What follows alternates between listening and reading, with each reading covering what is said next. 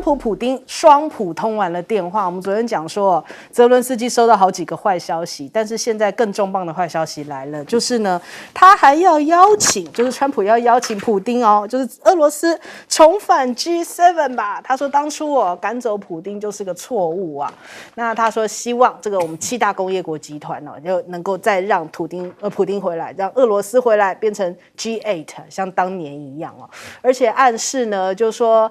这场战争除了莫斯科之外，还有其他势力应该要对于这2022年这个俄罗斯入侵乌克兰来负责。那泽伦斯基又讲说啊，这个警告各国领导人不要相信普丁关于准备结束战争的说法。所以看起来泽伦斯基恐怕也劝不动川普啦。那到底普丁对于这个川普来说是朋友还是敌人呢？我们来看看这个白宫的回应。Does the president view Russia, does he view President Putin as an ally, as a partner, as a competitor, or as an adversary? I believe this nation views Putin and Russia as a great competitor in the region, at times an adversary, but as the president has said as well, he enjoys having good diplomatic relationships with leaders around the world, finding that common ground, also calling them out when they are wrong, and leading from a position of peace through strength. That's the president's greatest strength, and we've seen that again, time and time again. 好，所以我们看到他就是也有讲到就说，川普就是想要跟全球的领导人保持良好的关系我们的来宾们一阵议论说，这个小女生很厉害，口条非常的好。然后再来我们看一下，克宫发言人也在讲，就说川普呢跟普丁他们现在已经开始在筹备他们接下来的见面因为他们双方是打算在那个沙国来碰面嘛。那不过呢，就是你看到这个双普看起来才是真正的朋友反倒是泽伦斯基好像一个局外人的角色，所以这恐怕泽伦斯基真的是不乐见这个情况。那美国对于乌克兰来说现在是什么角色的？恐怕他只想要跟乌克兰结个账就是说，我之前帮助你这么多，但是呢，现在你应该要先还钱然后呢，这个美国的防长跟财长纷纷就是要去那边，就是说一个防长就讲说，这个乌克兰加入北约的目标是不切实际的那财长也是去到了基辅，就讲说呢，你应该要提供你的一些这个稀土这个矿产就作为你的安全护盾。所以美国感觉讲完之后是在算计俄罗斯，算计乌克兰那再来这个泽伦斯基当然也感受到，他现在开始对《经济学人》说，他开始跟欧洲讲话。他说我有一个 B 计划 ，B 计划是什么呢？如果乌克兰不被北约接纳我要把乌军的规模再扩大1倍哪有这可能？有可能吗？这川普都打算叫他下台了。他说他还有一个 Plan B 不知道能不能执行。但是你看看，我们刚刚提到双普通电话，乌克兰像局外人，还有一个是像局外人的是什么？欧洲也没有被纳入其中所以欧洲就是英法的7国联合声明就说怎么漏掉我们欧洲我们必须参与因为其实他们在拜登时期也是参与非常多，一直要跟着一起捐这个军武什么武器结果这一次他们两个双普谈一谈，没有欧洲的事情那北约是不是也感受到他们现在进行了一个军演包含了9个北约国家，大概1万多人来参加他们叫做坚定飞镖2025这样子的这个军演从1月13号到2月26号来进行演习。而且连这个挪威的国防大臣都提到了，北约现在打算在北极来建立第3个空中作战基地所以北约打算就是现在就是以欧洲为主的这些国家是不是打算要靠自己了呢？因为感觉好像美国没有要理他们了。而且有这样一个消息，就是美国的航母它在埃及附近竟然跟一艘商船相撞，怎么会发生这种状况呢？但是后来就是这个5000名的官兵是都还平安但是是不是足以反映出来美军现在在这个地方已经没有太多心力在这边参与了？因为川普想要呼吁中俄一起跟他来砍国防预算嘛，他说钱应该花在别的地方甚至他还抛出一个震撼弹，说希望呢跟中俄一起来进行3方峰会而且川普又发话啦，又想要有这个理想式的，就是我跟这2方，中国也是我好朋友，俄罗斯也是我好朋友，我要跟他们一起来见面但是现在目前北京方面也没有回应任何的东西那再来看看川普也不知道在盘算什么。他说呢，这个《华尔街日报》提到，就是以色列打算在今年要对伊朗进行这个核设施的突袭攻击呀，那可能美国也是牵涉在其中哦。那到底是拜登下的指令还是川普？不得而知哦，但是呢，川普提到相信伊朗是愿意谈判的。根据情报显示呢，以色列在寻求川普政府的支持，要来阻止伊朗拥有核的时机是稍纵即逝。马斯克有提到，他们说现在美国应该是要做好自己的事情，应该先不要去管其他人。我们来听一下他讲法。A lot. I think the times the United States has been kind of pushy in international affairs. Which may resonate with a number of members of the audience. And I think we should, in general, leave other countries to their own business. And basically, America should mind its own business,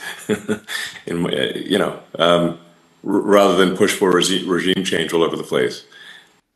好，来请教亮哥。我觉得川普跟普京这个电话谈了90分钟，其实有一些实质内容也出来了啦那直接跳过乌克兰，直接跳过欧洲，那我觉得他就是相信，只要美俄能够往前走那原来的那个困局，他们基本上就跳过去了啦那你欧洲又能怎样？你欧洲人叫停吗？如果乌克兰不得不接受，你欧洲有什么话说呢？而且过去最大的武器跟经济援助都是美国嘛，那真的有能力去影响俄罗斯的，也只有美国跟中国嘛。你欧洲有什么影响嘛？所以我觉得这个根本已经进入了，就是今年2025年那个3个强国博弈的开始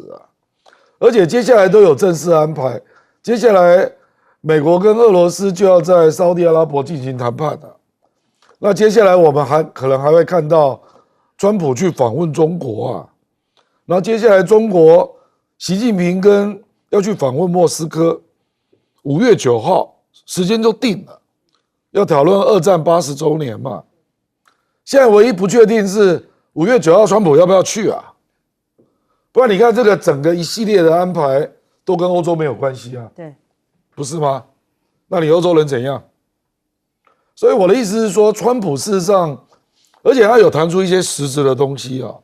第一个就是乌克兰不会加入北约，那第二是他把克里米亚问题切开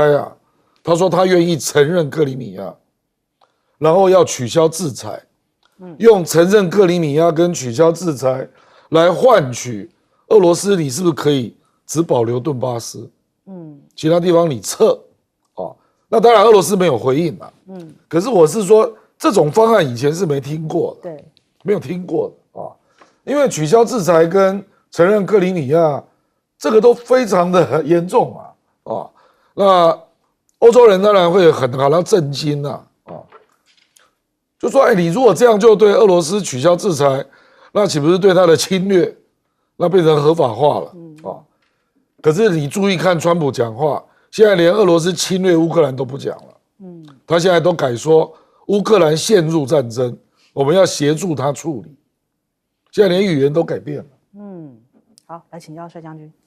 我们讲了，看美国的态度好像前后矛盾嘛，前面诱惑人家参加北约，鼓动人家俄乌战争，消耗俄国实力，现在又跟俄国联手来谈这个事情，我们的感觉就是说，你烧人家上了前线，最后来分尸，这一块给你，这一块给我，那个是我的，这个很残忍的。但是我看美国的态度叫课题分离。课题分离什么意思？我针对这件事情对我有利的我做，其他不符以前的什么法则了、什么经验啦、公理不谈。对。第二个，他跟普丁拉拢有什么意思？因为这么多年来，很多美国的政治家在呼吁，你最糟糕的事情就是把俄罗斯跟中国打成一块嘛。那我现在跟普丁重新建立，是不是可以监离掉中俄的联手？因为我现在美国最大的对手是中国，他最有权利跟我竞争。那我就把次要敌人拉回来。他有这么一个动作。俄罗斯有没有配合的原因呢？俄乌问题解决以后，他也担心中国大陆成为他将代替他的主导地位啊，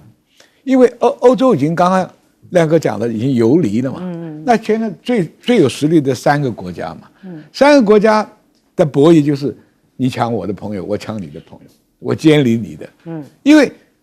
川普的主要战争是经济作战，经济作战最大的对手是中国。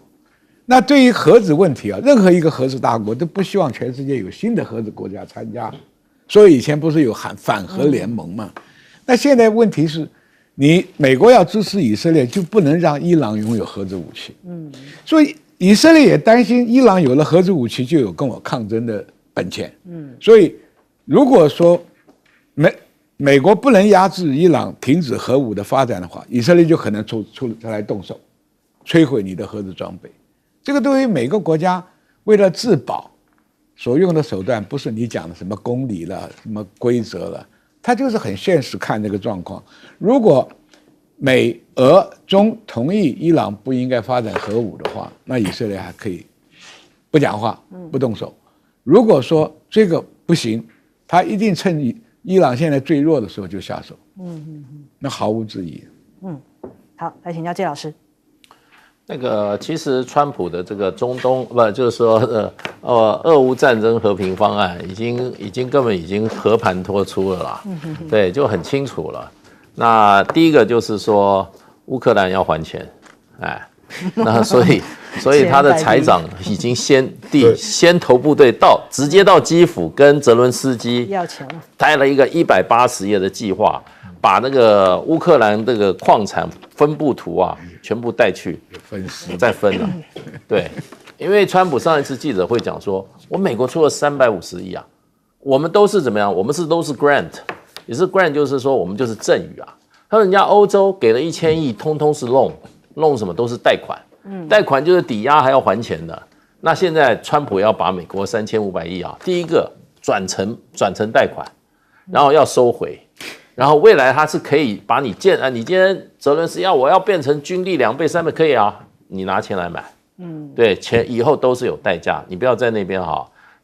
川普曾经讽刺过泽伦斯基，他说他是一个非常伟大的宣传家，他每一次到美国来哈，跟那个哈就是说没有能力的 incompetent 的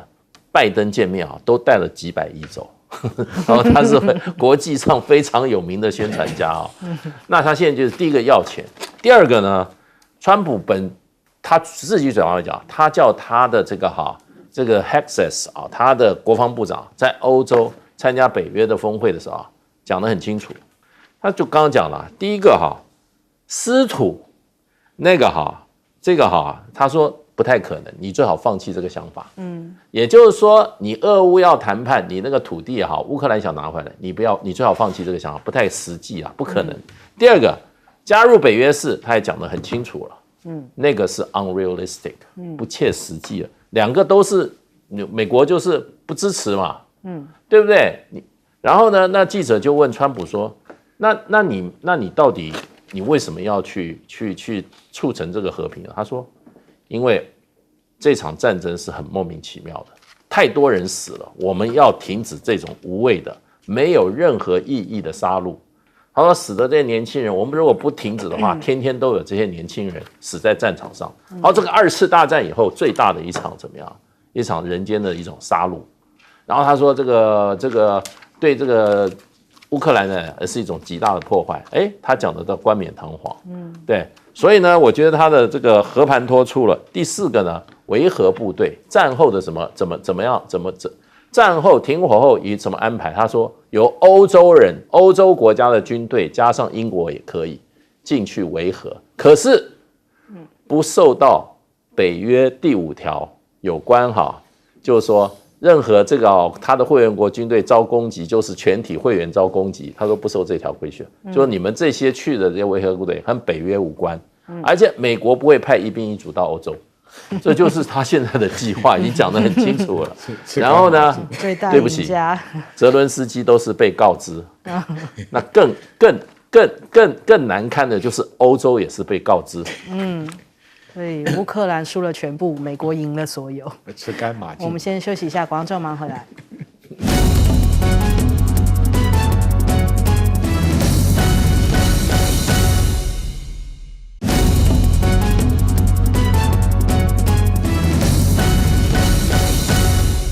好，川普加税很多国家都很害怕，所以赶紧的跑去求和啊。比方说像加拿大啊、印度啊，是赶紧就用抗中的方式来表达对于美国的效忠因为川普提出了对等关税，说最快4月份就要实施。那现在他们的这个商务部人选也说，这个4月1号会完成所有国家的相关调查，要对于贸易伙伴要征收相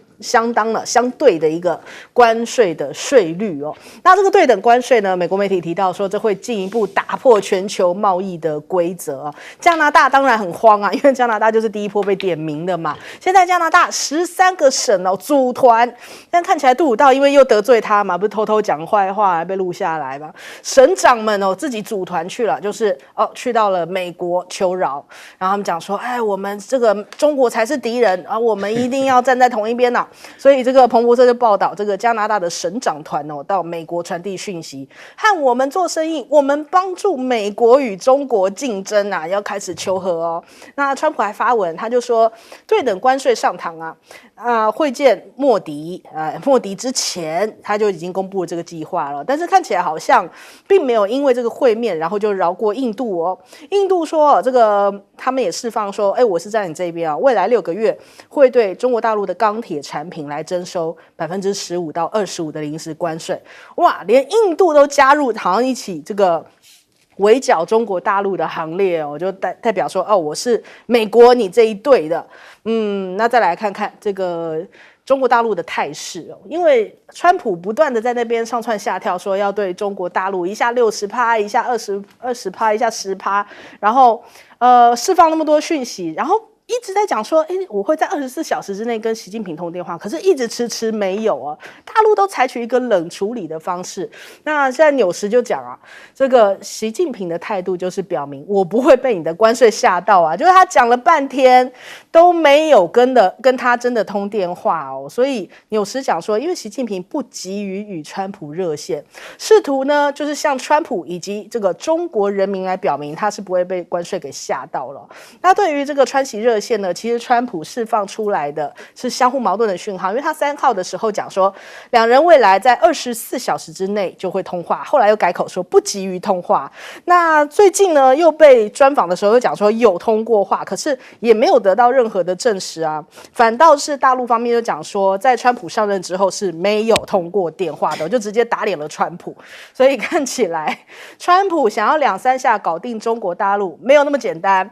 外媒就讲北京不会照着白宫的意愿来行事，因为纽时就引述了分析人士的讲法讲说现在川普这样子的这些套路这北京真的已经是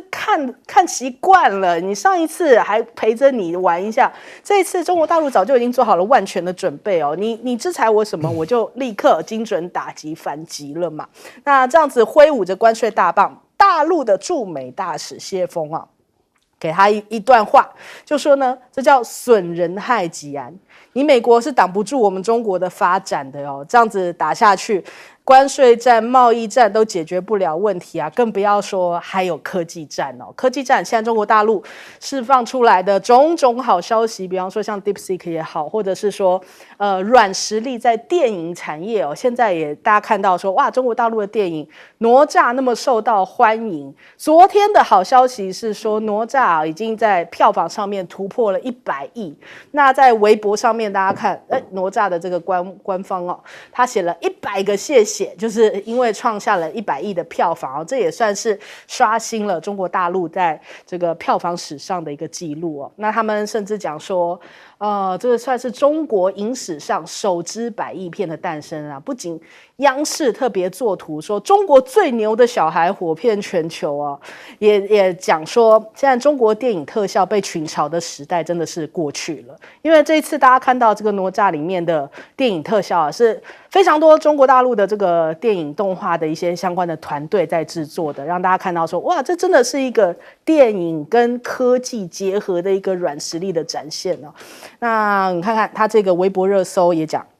破100亿票房的曲线图，短短从1月29号到2月13号，就这样突破了100亿的记录啊。不过另外一个哪吒被大家讨论是谁呢？是马斯克。就你看这个大陆的网民就说马斯克现在在美国的政坛大闹啊，好像是这个美版哪吒，甚至连照片都给他弄成这个样子，看起来有点怪怪的。就弄了这一个妹妹头，但蛮可爱的啦。他们就讲说，哎呦，这个他现在大闹美国政坛呐，哎呦，要是真的被他改革了，万一美国强起来怎么办？所以大陆网友还有揶揄了一下哪吒嘛。我们来问一下亮哥，这个印度对美国的平均关税是9.5啊，那美国对印度的平均关税是3，就落差很大啊。所以这个如果有对等关税，那肯定就是那边要加码嘛。而且还有另外一个数字啊，印度出口到美国是870亿，美国出口到印度只有420亿啊。所以你印度又是贸易顺差，对我关税又高，所以川普很清楚了，这个下这个手是绝对正当的啊。那印度也已经表态了，说他会加买天然气跟原油，因为印度缺乏能源嘛，那了不起就是把那个从俄罗斯偷买的转一点订单过来买美国这样，目前看起来是这样啊。那他很可能就是对等关税从印度当第一个 case， 那他大概也判断印度会立刻让步了，然后从这样就对别的国家也进一步出手。他正式的方案他是说4月1号。然后4月2号要全面实施啊，所以其实台湾也要小心一点啊，因为美国对台湾的平均关税大概只有2%，我们对美国是6.5%。那我们不要看高科，我们都用科技来平均啊，那是不准的，因为它会对你用单项来处理，比如说我们现在最担心的就是农产品，那我们又有一些产品高度集中美国。比如说蝴蝶兰，蝴蝶兰几乎都是卖到美国嘛，那美国如果给你拉到6.5，你受得了吗？就会有类似的问题啊。所以这个问题，我今天也没有看到赖清德做回应啊，就是我觉得他们都没有准备，不知道在干什么啊。那郭志辉也没有方案，我坦白讲，农业部还比他们负责任，农业部很紧张啊。他说美国如果要求我们的稻米要降税，我们怎么办？因为加州米早就想进来了，对不对？这个大家都知道吧？那至于中国大陆，我觉得还有的搞啦，因为美国跟中国不是只有关税的问题啦，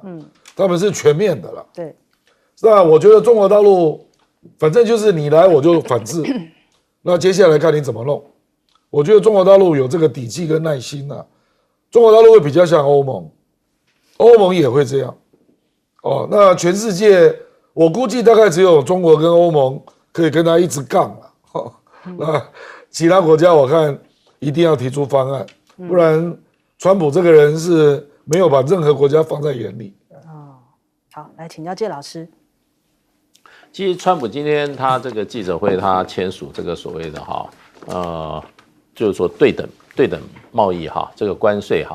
那其实我本来认为他就可以立刻实施啊。就后来他又说他要等到4月1号，那还有2个月了，对，快2个月，这就是有一点玩假的，而且这个没有办法让人家跟他谈判，为什么？因为美国现在是完全不照国际贸易法跟全世界在做生意可是别的国家还是 WTO 会员你知道你对单一国家降税是不行的，你只能对这个产品全面性的降税，你降税的话。就是所有 WTO 会员一体适用，你不可能只对单一国家降税。你如果对单一国家降税，只有一个例外，就是你要跟这个国家签一个什么自由贸易协定，你就可以得到豁免，就是 waiver。那所以就是说，我觉得美国这个，所以川普这个他后来怎么执行，我觉得真的很，别人怎么跟他谈，你要别的国家通通违反国际贸易法吗？不太可能。所以就变成是一个，我觉得在法律上是不太可能的。那可是他还是一贯的，他这个是这个恫吓，要人家来跟他谈判，要人家跟他低头那所以就变成这个其实我觉得蛮吊诡的啦。不过我觉得最尴尬的就是一个人，就是莫迪。莫迪上一次去，你记不记得川普把他捧上天了，还吃饭，还吃印度菜嘞，还在那白宫，那是怎么样？国事访问。这次去，实际上是对莫迪最不利的。因为啊，正好同一天，他第二天川普就签了这个所谓的对等关税法案。然后在记者会的时候，川普还特別提出来印度，他说印度的情形是最糟糕的，他们的关税是全世界最高的，对不对？提了这个印度的例子，然后下午就跟莫迪见面。那这个莫迪呢，事实上也没什么话好说了。可是呢，印度记者很坏，印度记者第一个问题就提出来说，我们这个你这个现在这个计划你如何我们印度来一起来怎么样？来修理中国，第一个就点名要修理，他用，而且英文我记得是用一个字叫 beat， 是揍。你知道川普怎么回答？他说我们美国没有计划要修理任何人啊，对啊，我们是想要跟大家做一个公平的往来而已啊，对，我没有计划，当场就给那个记者那个问题等于就否定了，我没有跟你一起联印抗中啊，对，由川普的嘴巴讲，所以这个后来那个记者会，你看莫迪他就一点气都没有了，对，而且呢，事实上话，川普被问到这个关税的时候，他又提了，我们反正就是什么相对关税，你给我多少关税，我就给你多少关税。那其实这个执行上是很简单，我也不晓得这个商务部长为什么还要回去清点，也就是说。你今天这个东西卖到美国多少税率是多少，那就由你自己在这，你课给别人家税是多少，你就课给美国多少。比如说啦，我们台湾外国汽车进来怎么样，是 17.5% 的关税，以后台湾汽车卖到美国，就是美国就课你 17.5%，就是这么简单啊。所以我们是零对啊，问题我们也没有车进美国啦。对，如果要卖这个东西的话，就是 17.5%，所以这个是非常简单的一个玩法。那不知道为什么会玩成这样那所以我觉得基本上就是说，美国现在把这个游戏弄得蛮复杂的，而且这个对等关税来讲的话 ，WTO 所有会员通通被美国打到，对，所以这一招下去，美国现在很得意可是世界各国尤其欧盟它还能忍耐多久？对不对？然后印度能忍耐吗？对，印度不见得能忍耐。所以呢，我觉得很多东西就变成就是说，美国现在好像看起来很风光，哇，定了一个自助大家的法案。现在问题球在别人的这个场子里面，就看别人怎么回球了。好，你要沈将军。我讲你看中国的态度有一个特色可以看出来，你川普再闹吧，就4年，我跟你的任期比谁长？对，双方一搞制裁都会有点损失。我气比你长嘛，我是制造业大国，我现在所有零件都全部自己造，我不需要外求了。东西产品在这里，你要买吧，总有人要买。何况你美国内有马斯克的改革闹成的内乱，外有全世界对你这个关税的厌恶跟对抗，这样子里应外合之下，你美国能撑多久？你川普还能忍多久？中国跟你赌长远嘛，所以他根本不要理你，也不会随你的这个出招来随应嘛，就好嘛，你来什么我就去什么嘛，大不了我损失一点嘛，对不对？你目前可能第一票获利了，往长远的看呢，你面对的是美国内部的分裂，对这个马斯克真很了不起啊，他把什么篓子都给你捅出来了。我记得很早以前新冠肺炎的时候刚出来的时候，我记得在电视台就讲过。根据美国地方杂志的一个报道，他的那个 P4 的那个实验室就有外漏，旁边的养老院就有很多人得白肺病，所谓白肺病就是COVID-19 嘛。然后他的美国有一个叫做退伍军人战绩队到中国去武汉去参加，以美国什么海豹这些精英战绩队出去能不拿冠军或者拿些名次吗？那个队一个都没有。但是中间有一个是感冒的病人，所以这个缘起，今天马斯克把这个事情挑出来，从你美国当年渲染中国是罪恶，中国制造全世界的疫情，这个问题又有的讨论了。那个 P4 根本是美国中情局资助的，跟国家那个什么 aid 那个钱资助的，而那个 P4 的是。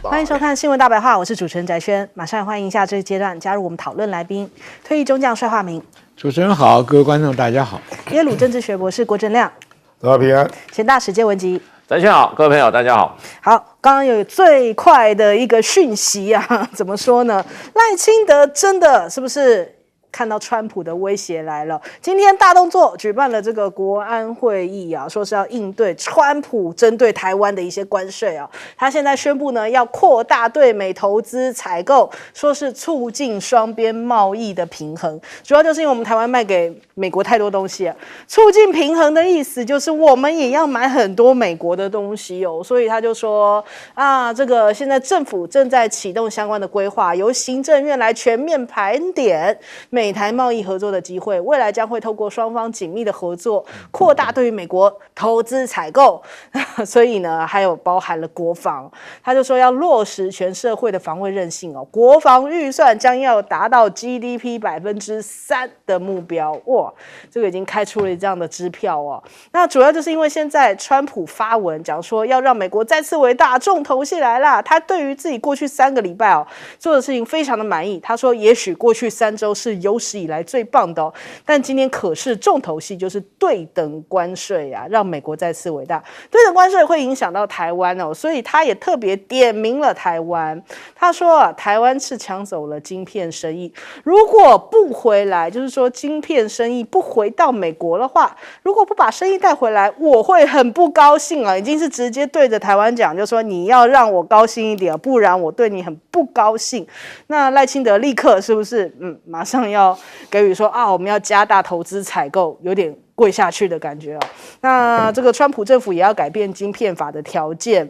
现在可能这个环球晶啊、台积电都会受到影响，因为当时会有一些这个相关的补助嘛。那川普就讲说，哦，这些业者你们拿了我们的补助，又在中国扩厂哦，所以接下来可能他要改变这相关的补助了哦。那纽时就讲，川普挥舞关税大棒哦，台湾现在急需要赶快想想怎么样应对华府的变化了。看起来这个我们现在台湾对于台美关系是已经有萌生无力感了，真不知道该怎么样做才对啊。军备也要买，然后其他投资也要加，但是川普会因此满意吗？恐怕赖清德现在也很头疼哦。另外看到这个中美日三方在下个月3月22号要召开3方的外长会谈啊。人家最近大家都在观察说，日本的角色到底是想要走的比较像亲中一点呢，还是想要像过去一样就是亲美这样子？所以这个下个月的3方会谈才显得更洞见观瞻哦。那我们另外还看到有这样子，解放军海军首艘的这个核动力航母舰004型可能正在大连的船厂来建造。那根据卫星影像显示呢，好像有这样的弹射器的模组已经出现了，甚至旁边出现了歼15战机的模型。所以这样子的这个人家讲说大的要来了，这个标题是这样下，核动力的航母弹射。那再来还有这个歼20S 双座战机，大陆也要提升这样的战力哦，因为他们这个双座隐形战机啊，歼20其实是歼20S 啦，就是算是歼20的进化版哦。那这也会为中国大陆的空中指挥管制力带来重要的作战优势，甚至重塑这个解放军空中的战略。那对比一下，现在美国他们可能要怎么样在第一岛链部署，他们现在很头疼啊。他们近期举办了竹鹰25之一这样子的联合空中军事演练，那出动了大量的加油机参与。那就有一些军事专家认为呢，美方呢可能是为了要跟中方如果发生大规模冲突，在做一些事前的准备哦，就是说他们要怎么样增加他们的航程，在空中加油，有这相关的演练。那还有一些军事专家讲，这个解放军现在派出了2栖打击群的编队，有可能是在回应前几天这个美日法亚在菲律宾这边进行的海上联合演习哦，那作为一个拒止作战演练的假想敌吗？那再来看看南海的局势，的确是现在蛮紧张的哦。又有一个新的消息是，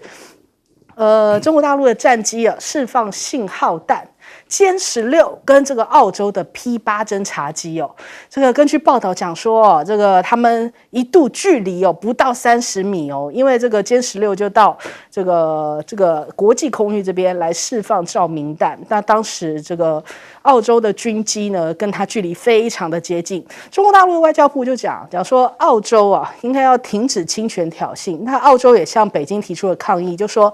这是中方你们采取了不安全跟不专业的操作，所以对于我们澳方的这个机组人员构成了风险。但大陆外交部却认为说不是我们的问题是你澳洲的问题比较大是你蓄意要闯进西沙群岛的领空所以中方对澳洲也是非常的不谅解。那所以你看，不只是菲律宾的问题，现在连澳洲也开始出现了这些争端，那是不是反映出来美国又要开始在后头挑事情了吗？那路透的报道提到，菲律宾今年也拟要向印度来采购天空飞弹哇，这个菲律宾加上印度，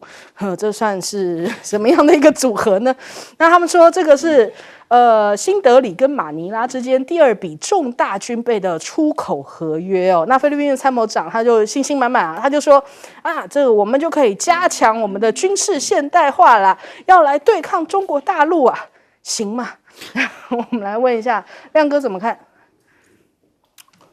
这个赖清德刚刚发表3点声明嘛，那坦白讲，大部分都是相当空洞啦，因为你的国防预算增加到3%的 GDP， 那也没有增加多少这个我们现在就已经接近 2.5% 了你等于是增加 0.5增加1/6，大概增加1000亿台币从6000亿增加到7000亿，这个对川普来讲没有什么差别啦，因为你6000亿大概是不到200亿美元嘛，那增加到230亿、40亿，so what？事实上，我们可以看到那个美国那个 Hexas 国防部长，他去北约就直接要求5%，那国防部的次长那个 Kobe 也直接要求增加到5%，那我也讲坦白话，我们台湾是做不到5%啦。5%太过分了啦，5%等于我们国防预算要变成1兆2000亿耶。他本来不是喊台湾10%，我那个是胡说啦，真正有喊的真的就是5%。那1兆2000亿，你看要排挤多少预算？那另外，川普真正针对的还是台积电啦，因为台积电对美国的投资，光是第1期、第2期、第3期，这个加总金额就650亿美元这个就远远超过国防预算那还有，因为台积电目前对于高阶晶片在全球是处于垄断地位嘛，那美国会忧虑嘛，他希望他在2030年之前，先进晶片他要能够占20%嘛，这个从拜登政府一路讲到现在，那川普只是急嘛，我认为美国的立场大概就是3个非常明显。越多越好。那台积电第1期加第2期就是4奈米加3奈米，你只做60万片这美国怎么可能接受？你知道现在先进晶片1年的总产量是多少吗？2200万片，你只在美国做60万片，他怎么可能接受那第2个就是越快越好。这个台积电已经修正了，它本来2奈米要2030嘛。现在提前变成2028那另外一个就是越先进越好嘛。我觉得美国就是这3个原则啦，所以目前就是对数量，我认为他有意见那数量，美国如果希望20%，他现在不到10%所以他会急。坦白讲，这个急也有一个原因他对台海的形势越来越没有把握，那他就会觉得你的全球市占率这么高将近90%先进晶片都在台湾，那又落在战争的风险区，所以他要解决这个问题嘛，所以我们才会传出，因为美国有一个咨询顾问公司叫拜尔的他就写了一个报告，说美国不排除要台积电跟英特尔合组一家公司那如果愿意合组，那美国政府就愿意入股了，而且台积电可以得到补贴。我认为赖清德今天根本就没有回应这个 idea， 因为我认为已经在进行了啦。那因为这个 idea 对台湾太伤了，对，因为你一定会导致台积电的技术流失嘛，这是必然的嘛。像陆行之就公开讲啊，你是要我们投资阿斗吗？因为英特尔就是阿斗嘛，你到现在只做到10奈米啊，你凭什么叫一个做到2奈米的公司要来跟你合资？那这里会造成技术流失，甚至营业秘密的流失。对，那这个问题要怎么面对？我觉得这个才是最大的考验好，请教帅将军。我想啊，美台关系，你看，我们美牛也吃了，台积电也过去了一部分了，我们军售也买了，现在你要加到5%呀，那就等于是从现在的基础要翻倍啊。台湾根本没有这个财力去买。第二个，就算有财力也买不到我们要的东西，这才是问题呢。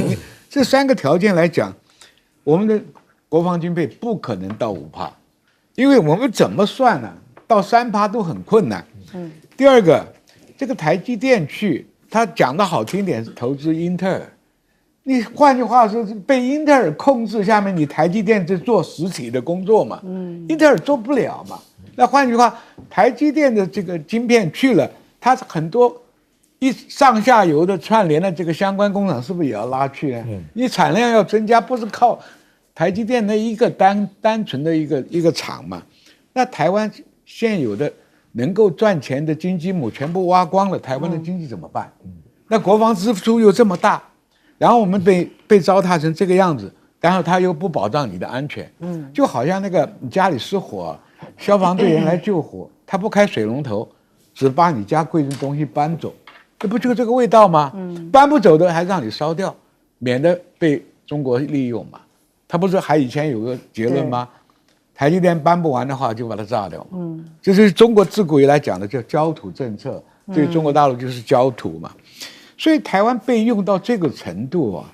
你还不醒觉？我就怀疑，今天赖清德开这高峰会议，你还有什么作为？人家都派各国元首去跟川普去沟通，我们派个经济部的次长去，连门都进不去啊！我不知道你怎么去沟通。所以现在这个问题，我们的命运就蛮悲惨的啊，要付大额的国防预算，但是换不到国防的安全，治理防卫达不到能够防卫的目标，那么指望美国来救吧，美国根本就没有兴趣。因为从川普上台到现在所有的言论，他对这个军事武力去捍卫北约了，捍卫任何一个国家，他没兴趣。他完全要主张在自己的内斗跟经济的所有的跟外国的斗争，他跟中美中加美加跟美中完全打的是经济作战嘛，哪有一点点他军事上的宏图呢？再加上美国现在的国防经费碰到大换潮的时候，大批要退伍，大批要改装，没有钱，他也不会花这个钱。我们看这个马斯克他做的所作所为，就挑你们所有的弊端嘛。川普会拿钱去增加国防预算吗？不会。所以台湾眼看着自己的家产被夺，安全没有保障，还在那里逢迎，我真不知道我们往后我们子子孙怎么面对这些问题。好，来请教谢老师。其实台湾现在面对的美国这个变化赖清德这些做法都是战术上的嘛，而且他今年的3大工作目标还有一个是又要整顿内部了你面对美国的时候，你干嘛？内部有什么好整顿的？他说他要怎么样呢？他说要3大面向有第2点他说要怎么样？要在台湾修改这个什么国安法令然后呢加强然后这个限制中国大陆对台湾内部的什么渗透，然后加强台湾内部的团结。干嘛？你借着外面有问题，内部要搞整肃吗？对。那另外一方面，我刚刚讲就是川普他代表的是一种战略的改变，你这个赖清德只是战术的因应，没有办法用的啦。在赖清德应该好好去思考一下，为什么马英九的8年任内，不但两岸关系好，我们跟华盛顿关系也好得不得了啊。华盛顿对我们客气得很啊，为什么呢？因为当时华府看到马英九跟大陆的关系大量的改善，所以他发觉哇，台湾原来还有另外一个选择。对，所以呢就很怕失去台湾，所以对台湾特别好，话都不敢讲重话。对，对台湾来讲的话，他们这个都是很客气的。那你像从这个蔡英文一面倒向美国以后呢，蔡英文面对美国这个政策的变化到现在这个赖清德只剩下2招了，就是和亲跟纳币。和亲呢，就是把台湾的最棒的一个产品最美的姑娘就是我们的台积电送去和亲嘛。对不对？他今天讲什么加强台美这个晶片的供应链的合作，包装是这个，其实就是说你们要台积电我就配合一起把它嫁给你还要考虑到台湾的利益嘛。那另外一个纳币哇，我要加强国防预算，谁都不知道你要跟美国干嘛，要买一大堆武器，你买就买，人家到现在还有100多亿的武器还没有给嘞，你这买什么？会不会给都不知道了，都不交货了。和亲纳币，那台湾有什么尊严？赖清德要口口声声台湾的尊严，你在美国面前有什么尊严？你搞到和亲纳币了，所以在这边真的很简单啦，就是说面临美国的这个大的变局日本怎么样？日本就开始两面走，一方面跟美国怎么样应付美国，另一方面跟中国大陆迅速改善关系，对不对？然后一直讲说这个要好好的来处理跟中国大陆的关系，然后一直在规划，是这个习近平到日本访问，还是石破茂要去北京访？这干嘛？做给美国看的对不对？那个谁，那个凡德莱恩这么亲美的，也说跟中国的关系非常重要。这个才是在战略的层次上做一个比较有效的因应。你一味的把美国当为上国在那边伺候又和亲又纳币的，你再送几个这些公主去也没有用他不会满足的。对，所以就变成就是说，他应该考虑立刻赶快改善两岸关系，把两岸关系往正常化的方向走。这有很多实际的做法就做了，美国人就知道了。